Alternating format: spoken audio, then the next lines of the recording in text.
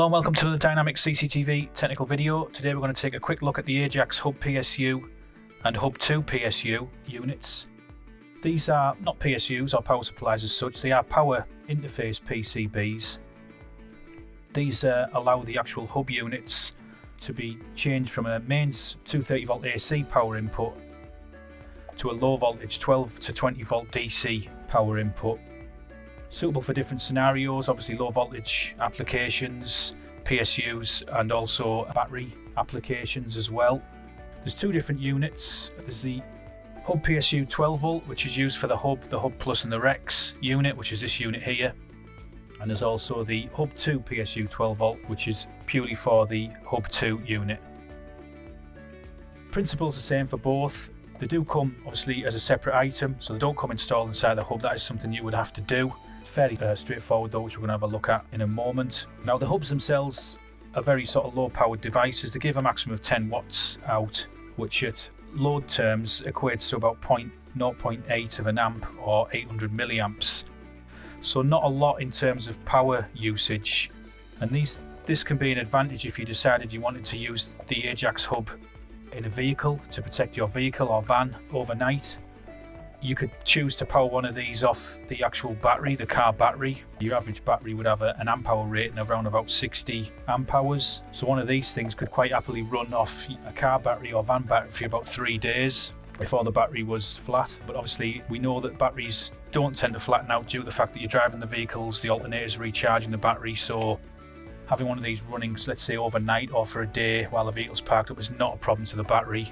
You can get back in the vehicle, drive it, let the alternator do its job and keep the battery obviously healthy and on a good charge as well. So the hub used with the Hub PSU adapters can be perfectly suited for using these devices in vehicles for mobile protection. So let's have a look at how you actually fit one of these PCBs into the actual hub itself. So the hub behind the flap, which I've already moved, is 4 screws, which I've also already removed. This is the hub that we're looking at today, so it's going to take this PCB here. So that'll allow us to now remove the actual top off the hub, like so. So we've got 2 PCBs in here. We've got the power PCB here, and we've got the main unit's PCB. There's several screws which I've already removed that hold these in place. It is required to remove all the screws just to enable ease of replacing the PCB. So I've took the screws out already, just for the purpose of this video. Obviously remember to wear your static band if you're going to be handling the PCBs. Once the screws are removed, this side will just slowly lift up and it'll allow you to remove the actual power PCB from its little interface on the side, like so. So once that's out the way, you can see there that it's a mains powered interface there. We've got obviously the mains components on there, the transformers, capacitors, etc. And we can just quickly swap that for the low voltage adapter. So that will just slot back into the same pins like so, and then sit down on the actual PCB base of the unit, and we can obviously reapply the lid to the unit as well. There we go. So that's the low voltage adapter fitted. Obviously remember to put the screws back in, which I haven't done for the purpose of this video, and obviously remember to wear your static band, 2 important things there. But now you can see we've got the low voltage 2.1mm power plug in there ready to go. Like I said earlier, it is 12 to 20 volts DC, so there's a little bit of flexibility there in the input voltage as well on this particular unit. So we can now apply power and data to this, which I've got my cables ready to do here.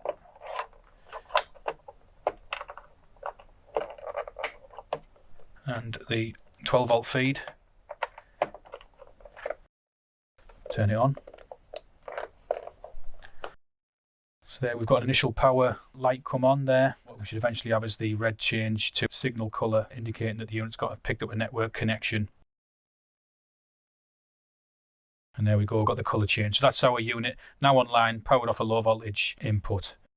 So there we are, another way that we can increase the flexibility of the Ajax hub and utilise it in a lot of different scenarios, as I mentioned earlier, mobile situations, battery operated scenarios as well.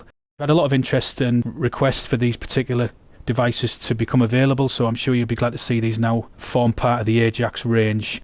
Both of these units are available from Dynamic CCTV, so please get in touch with your account manager for more information. That's it for today. Thanks for watching this video, and we'll see you next time.